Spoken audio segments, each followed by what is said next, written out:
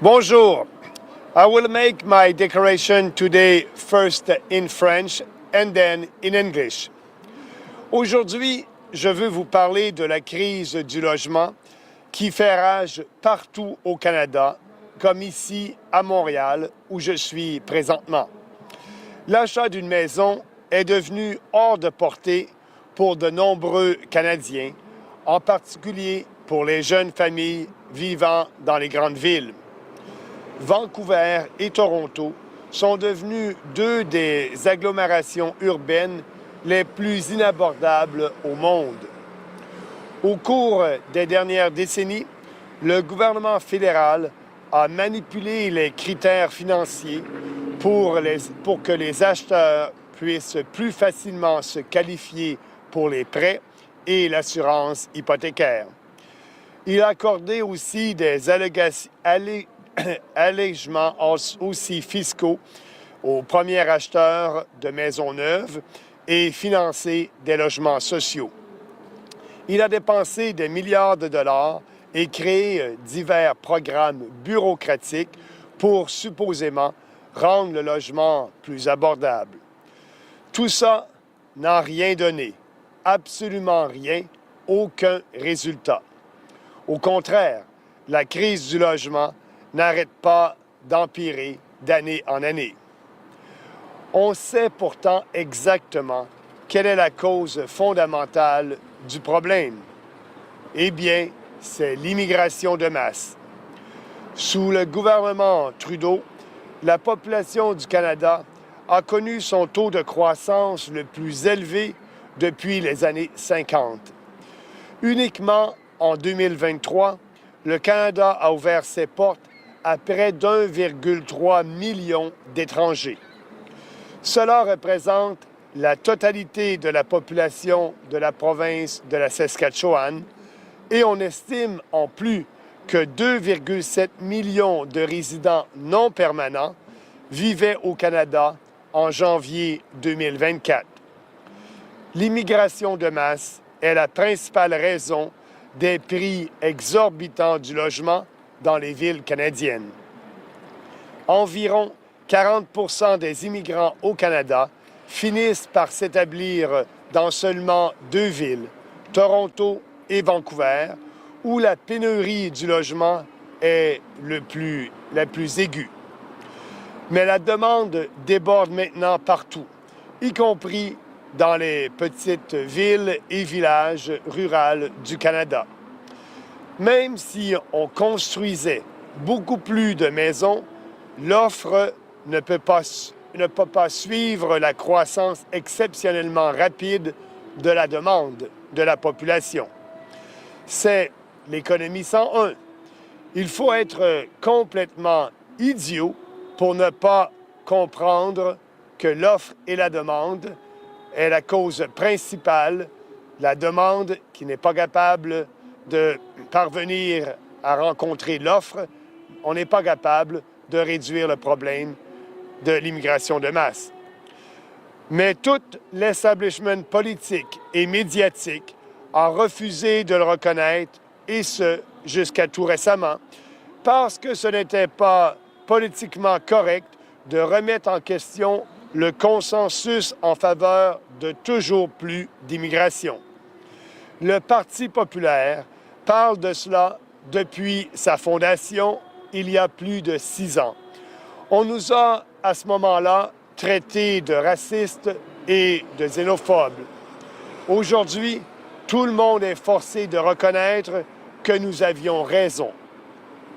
Je suis aujourd'hui au parc Émilie-Gamelin, dans le centre-ville de Montréal, et derrière moi se trouve l'ancien hôtel de la place du Puy, qui a été transformé en centre d'hébergement pour les demandeurs d'asile. On le sait, le gouvernement Trudeau a littéralement ouvert les portes aux réfugiés du monde entier pendant des dizaines de réfugiés sont venus illégalement au Canada et sont entrés ici par le chemin Roxham. Pendant que les Canadiens sont incapables de trouver des logements abordables, Les gouvernements dépensent des centaines de dollars chaque jour pour loger, nourrir et offrir des services aux demandeurs d'asile d'Afrique, d'Asie et d'Amérique latine, logés à nos frais dans des hôtels comme celle derrière moi. C'est complètement inacceptable. C'est le monde à l'envers. Le gouvernement canadien devrait travailler pour nous, les Canadiens, pas pour les étrangers. Les libéraux et les conservateurs n'offrent aucune solution concrète pour régler ce problème. Les deux partis proposent de continuer à accepter des centaines de milliers d'immigrants, des travailleurs et des étudiants étrangers, et aussi des demandeurs d'asile chaque année. Les deux partis proposent de forcer les villes à changer leur règlement de zonage pour densifier les quartiers résidentiels.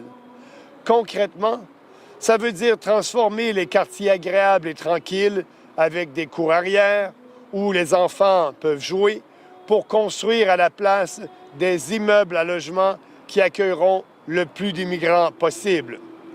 Les deux partis proposent de nous endetter davantage à coût de milliards de dollars pour subventionner la construction de maisons. Ils ne veulent pas construire plus de maisons pour aider les Canadiens.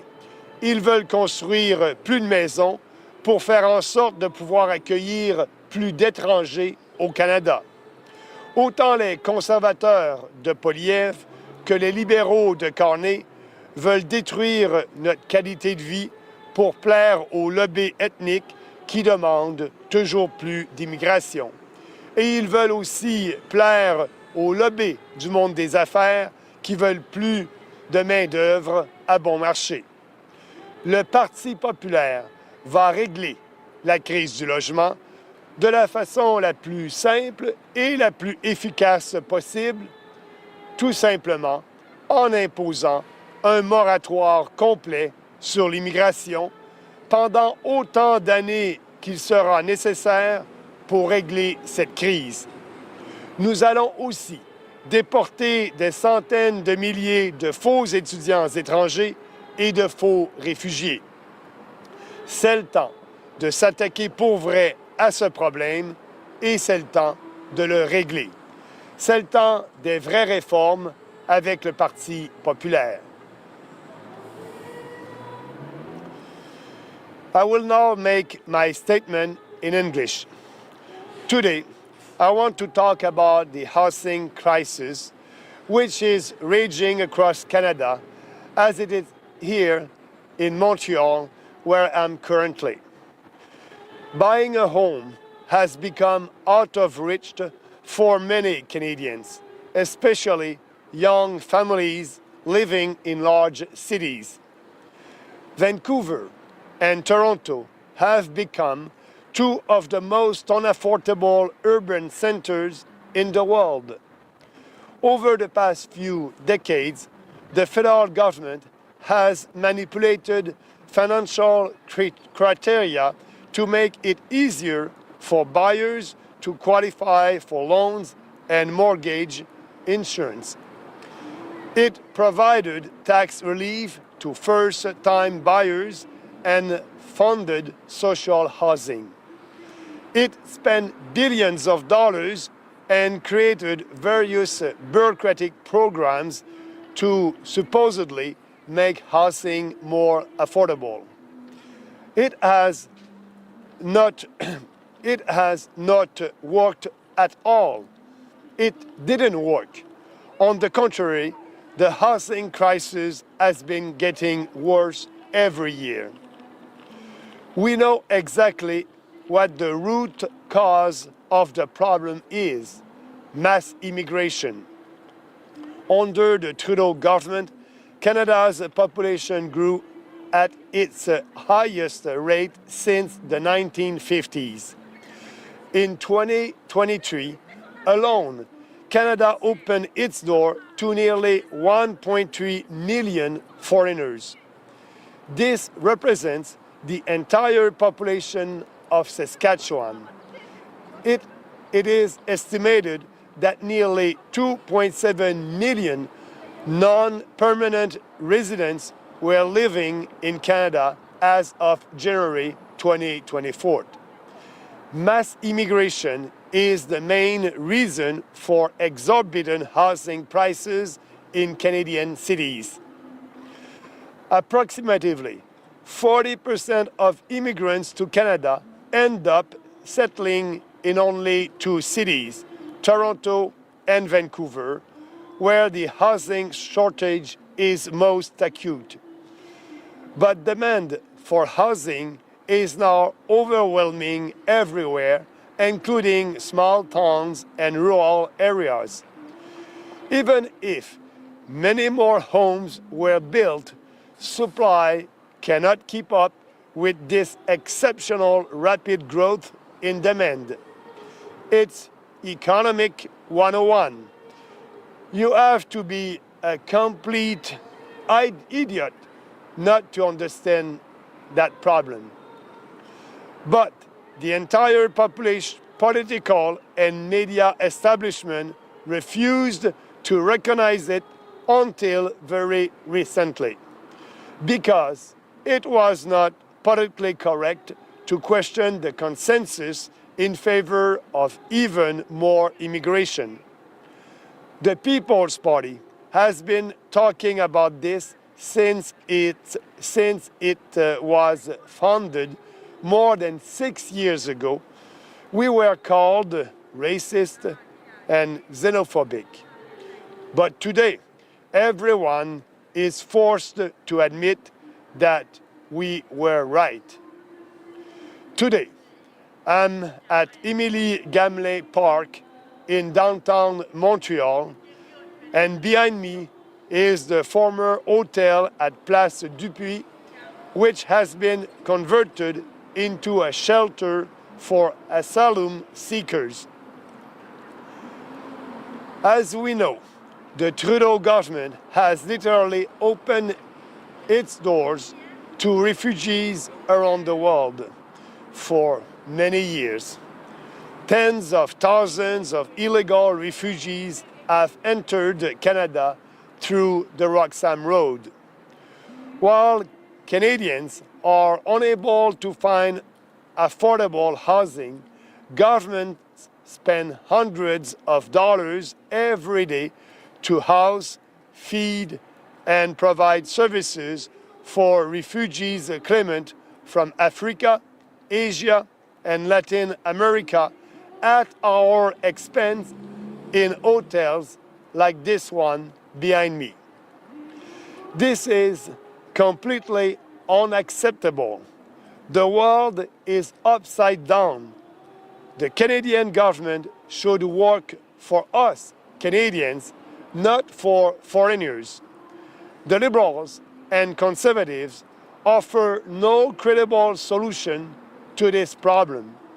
Both parties propose to continue accepting hundreds of thousands of immigrants, foreign workers, international students, and asylum seekers every year.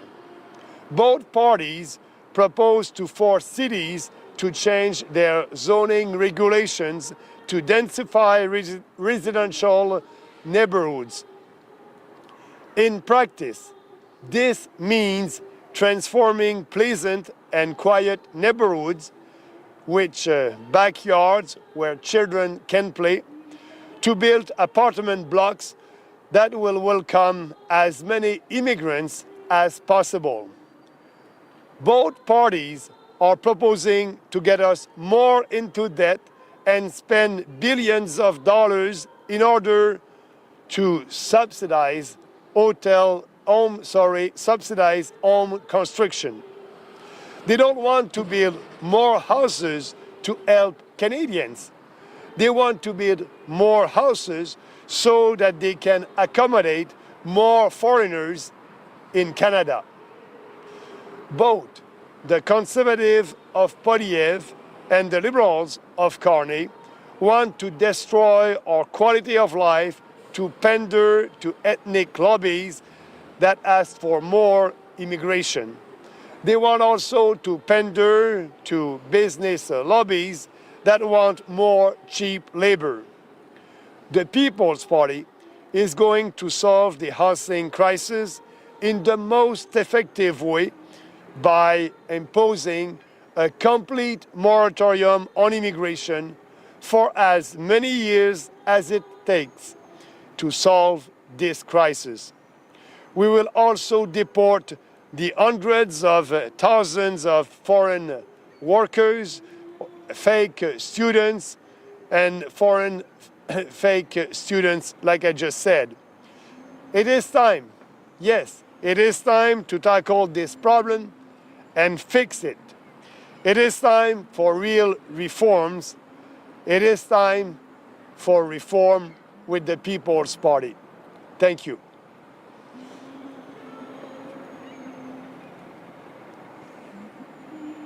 Okay, that's it.